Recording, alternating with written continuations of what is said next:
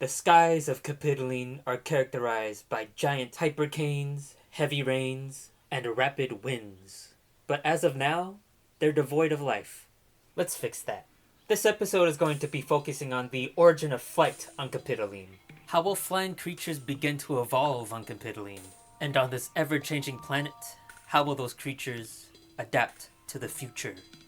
Unlike flight on Earth, which evolved way after the evolution of land animals, flight on Capitoline is going to evolve pretty soon after its equivalent of the Cambrian explosion, around 2.8 billion years ago. Capitoline had just recovered from an ice age, and land plants had soon taken over the thawed-out, dispersed continents. At this time, Capitoline's air pressure was 3 times greater than Earth's, with around 50% of it being composed of oxygen. Oh yeah, Cavachi, Capitoline's moon. That's full size now, considering the fact that this is way before that thing happened. With the oceans teeming with life, and the air dense and warm, the skies are ready for taking. With context for this era out of the way, we can finally talk about how flight could evolve during this time. Whenever we ask about why any living creature has any sort of traits, the question itself could be interpreted in many ways. These interpretations can be broken down into 4 questions, Tinbergen's 4 questions. These 4 questions can help us understand a trait's function or adaptation, phylogenetic or evolutionary history, the physiological mechanism itself, and its development within an individual embryo. We're going to be using these 4 questions to understand how and why creatures of Capitoline would take to the skies. This does sound like a lot to cover, but as you'll soon see, these 4 questions are more intertwined than you think. Okay, so here I've drawn a timeline of what I'm thinking for how to evolve flight. Admittedly, it's not a line. I'll walk you through it, okay? And if you've seen the previous spec bio video, this one, we're pretty much leaving off of where I left off there, okay? We're starting off with a pretty familiar face, our whale shrimp. This is during the Xeno-Cambrian explosion, Capitoline's Cambrian explosion. A bunch of phytoplankton, some of them photosynthetic, others embryos of other species, they're going to be thriving. And as such, our bilateral fish people here, they're going to feed off that plentiful amount of plankton, and they're going to thrive and grow into our giant whale shrimp. I call them shrimp because they have like these frilled mouths similar to a shrimp. Yeah, oh yeah, and if you see this little bracket here, that's the size of a human. I try to draw all these organisms to scale, so that's our previous bilateral, here's our whale shrimp. Get it good? And again, this is during our Xeno-Cambrian explosion, so around 3 billion years ago. What's also around during this time is our trilaterals, our trilateral predators. These guys started off on the ocean floor, but then they gained the ability to swim. Now they're our predators. Again, size of a human, right there. And these predators are going to be the biggest threat to our whale shrimp. Size comparison. And that's going to be around 3 billion years ago, a little after the whale shrimp. And the important thing to note is that these guys are going to breed at the water surface. Again, phytoplankton, they're thriving at the surface. Photosynthetic phytoplankton, other species, yada yada yada. And these guys producing offspring at the water surface, where all of that stuff is, that's going to give them an ample amount of resources to kickstart their lives. Just to clarify, if the bracket is not there, that means this is not drawn to scale, so these guys are probably not going to be that big compared to that. Again, think planktonic size. And I think around 3 billion years ago, we're still recovering from an ice age, so a good amount of the planet's still frozen over, until 2.8 billion years ago. This is when our terrastratum gonna go onto land. Shortly after, 30 million years after, the larvae of the whale shrimp are gonna crawl into that land too. And again, size comparison, they're tiny compared to the whale shrimp, but again, that is the size of a human. And once they crawl onto land, they're gonna feed off of the terrastratum that are already there, and they're gonna start thriving, becoming our very first land animals. Keep in mind that around this time, there is like 1.5 bars of oxygen in the atmosphere. So that's my justification for making these creatures super big. I may be even like underestimating how big these guys are. I already talked about the dynamics between our trilateral predators and our whale shrimp, but that's them being adults. Our planktonic trilaterals, that's a different story. Because as you remember, these whale shrimp feed on plankton. That's a big uh-oh for these tiny little guys. So How are they going to deal with that? Well, I'm thinking that around the time when the larvae discover land, our trilateral plankton are going to evolve some basic evasive maneuvers. Now I understand that actual plankton can't move against the water current, so they might not be able to do this as plankton, so classify this as a new species, okay? So whenever the whales come up to the surface to feed on the plankton, the trilaterals are either going to do one of two things. They're going to move down deeper into the water away from the surface, or they're going to jump out of the water, up. This new tiny little behavior is going to have very large implications for the future. But we're not there yet. Because if you take a look at our super early bilaterals, we got some parasites. And again, if you haven't watched that first spec bio video, each of the bilaterals, they're going to have this tiny little food sack under the head, just to store some food. I don't know, I thought it was cool. And that's going to allow some trilateral ectoparasites to just hang about on that food sack, sucking in all that food, stealing it from them. And those ectoparasites, they're going to be still clinging on to our whale shrimp and our land animals. They've basically hitched their own free ride onto land too. And after, 20 million years, they're going to start diversifying too. And again, the air density is super high around this time, so they're not going to have that hard of a time invading the skies. More specifically, our trees. I'm imagining some trilateral ectoparasites are going to evolve to be arboreal, living off of the trees and in the trees. And they may evolve behaviors to glide in between trees and fly, basically. Flying.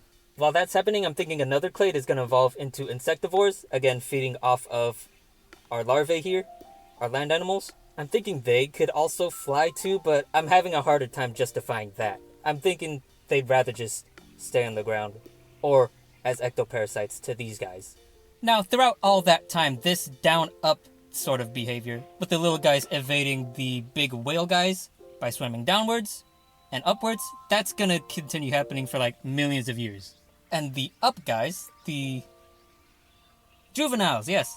The juveniles that have evolved behaviors to move up out of the water surface, they're going to be doing that for so long that they've become their own new species.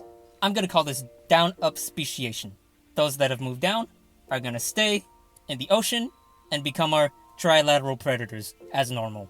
Those that have moved up are going to become our gliders and our flyers, which obviously are going to be airborne. I'm thinking the gliders, they're going to be more like flying fish, diving out of the water and then coming back to get some oxygen. They're still going to breathe water. But our flyers, though, these guys are going to be the ones specializing for air flight, to the point where they really don't need the water anymore. Now, you may be asking me, Jay, how are they going to breathe if they're out of the water? Oops, oh shit. For one, the partial pressure of oxygen in this atmosphere around this time is that 1.5 atmospheres worth of oxygen in the atmosphere. That's kind of crazy, but that's how my planet is around this time. And again, with the air pressure as dense as it is, I imagine they're not going to have a hard time. And those creatures are going to look like this, something like this. I'm drawing this on my 15-minute break without a mouse, so whatever. But this is roughly what I'm envisioning my flyers are going to be. Trilaterals, they have 3 tentacles. I'm imagining one of them's going to stay at the top, like that, derived from that. And the bottom two, one here, one behind that, they're going to become our wings. I didn't draw them here, but as they were aquatic predators, they would have had sort of suction cups or even spikes similar to teeth to grab their prey along the insides of their tentacles. Those teeth could have evolved into web-like fingers, and those could have expanded into wings, as you can see in this light right here. And in their flying state, they're going to be moving this way in the direction of this arrow. They're going to look like this sort of sleek design. I'm imagining early on, at least, these are going to behave like sort of an inverse whale.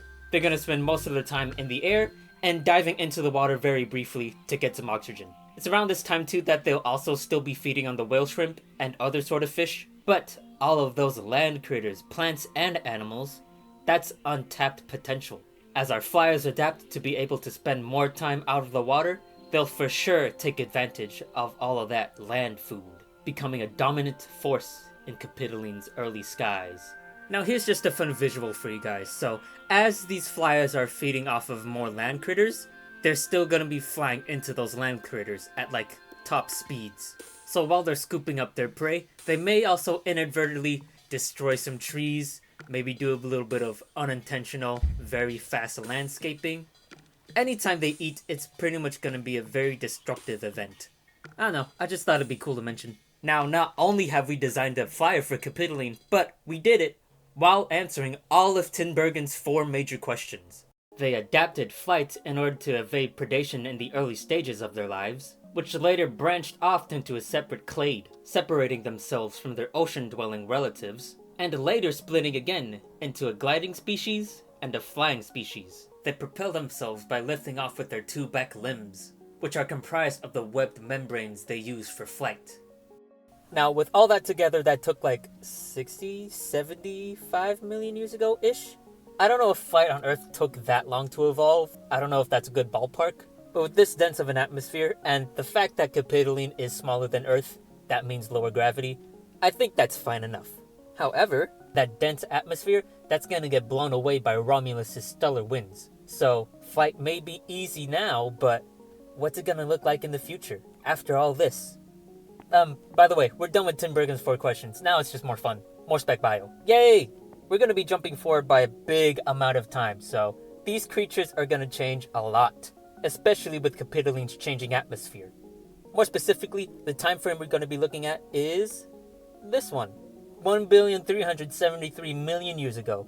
You may be wondering why this time frame is so specific. It's not even like 1 Earth's air pressure exactly. I have my reasons.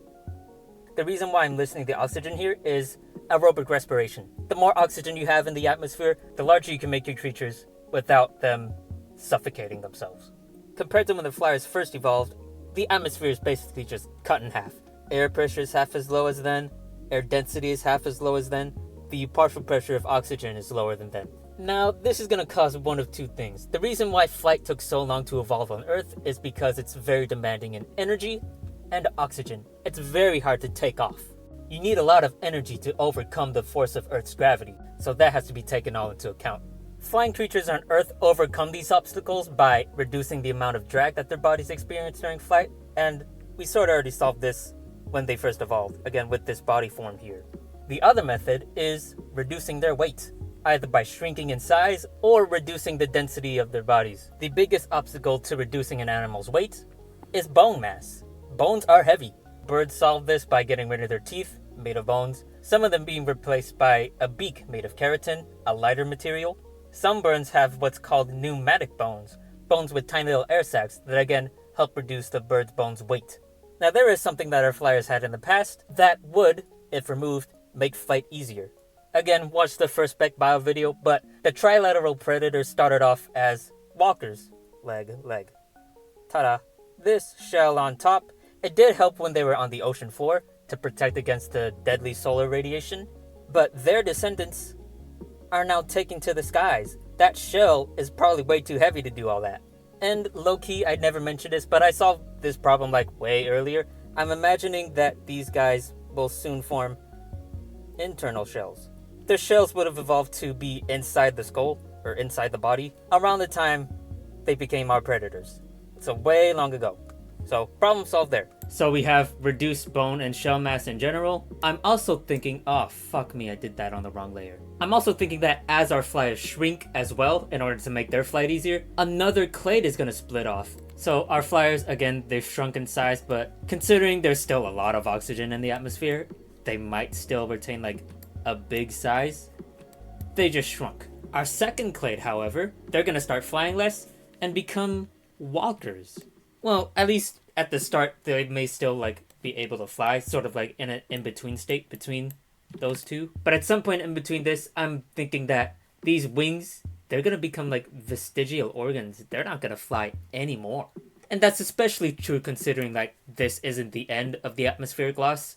I mean, take a look at the atmospheric pressure of modern day Capitoline. It's like 60% that of Earth's. Again, half of this. And I think that takes us into a pretty nice segue. Unfortunately though, as the atmosphere gets thinner and thinner into modern day, these guys are gonna appear less and less. Either they're gonna stop flying like these guys, or they're just gonna go extinct. Especially because, again, the amount of oxygen in the air is gonna decrease as the atmosphere is going away. So these big guys might not be around anymore. None of these guys might not be around anymore. The atmosphere of modern-day Capitoline is a lot more restrictive on flight than before. Capitoline's air density now is only 61% that of Earth's. While it is much harder to stay afloat now, there are some things I would like to mention. For one, Capitoline's gravity is only like 84% that of Earth's, and that hasn't changed. Obviously, it's always been like that. So flying creatures have that going for them. Second of all, remember those hypercanes? Those perpetual, planet-wide hurricane force winds? I think that'll help too. Maybe not, now that I'm thinking about it. It'll probably do something. With all of that in mind, who's gonna dominate the skies now? Well, to be fair, we've got like over 1 billion years for evolution to do its thing. So while the atmosphere is slowly getting thinner, the flyers we've got now will have plenty of time to adapt. Our larvae land animals, for example, they've got a lot of diversifying to do. Up to modern day, these little guys would have diversified into herbivorous insects, pollinators, predatory insects, and wood-eating insects, or whatever our trees are made of. Most of these niches are plant-dwelling, so flight may have evolved as a means to search for more plants to eat. Anything feeding off of those insects would likely follow. Our early land animal ancestors also had a bunch of limbs, which could be the base for how those wings would physically form, either starting off as webbed digits, or membranes in between those limbs. Let's not forget about the trilateral ectoparasites that followed those too. Due to the predatory diets of their aquatic ancestors, our terrestrial trilaterals are less likely to become airborne, preferring to hunt various prey species that have stayed on the ground. Some insectivorous trilaterals, however, may find their home amidst the treetops, as that's where all their prey is. As they eat their prey, they may inadvertently incorporate some plant material into their diets, slowly becoming omnivores, possibly making the next move into becoming complete herbivores. Throughout the next billion years until modern day, some trilateral herbivores may outcompete herbivorous bilaterals, taking over the treetops. Much like how I covered in my previous spec bio video, these tree-dwelling trilaterals may have evolved modifications to their 3 limbs, which may make them more suitable for an arboreal lifestyle, which will allow them to glide and even catch themselves in the wind to travel across the trees. Some creatures may take this even further. The fliers that you see here have wings made from webbed digits. Similar to some of our insects, some species of trilaterals may have developed wings via membranes in between their limbs. Like an umbrella in the wind, these guys will catch themselves amidst the hurricane force storms, taking over the canopies of Capitoline's rainforests. Whenever they need to leave, they open themselves up and blow themselves away. Despite being a lot smaller than their ancestors, a lot of flying creatures have still survived into modern day. But with the continued loss of Capitoline's atmosphere, mechanical flight is becoming more and more demanding. Either our flyers today will continue shrinking or go extinct. But for now, the skies are a little less empty. Video done, yay! I do have a good list of future Capitoline videos that I'd like to do, but seeing that there's a lot more of you guys now, I'm wondering what you guys would like to see about Capitoline. If you have any suggestions for future videos, leave it in the comments, I'll definitely take a look at them. I've got some new music coming this Christmas, so if you're curious and you want to support, stick around for then. Thank you guys for all the support, by the way. I don't know how much I say that, but I feel like I need to say it more. I feel like with the rate this channel's growing, I can't really comprehend all of it. It's really insane. So, again, thank you guys for sticking around. Okay, bye.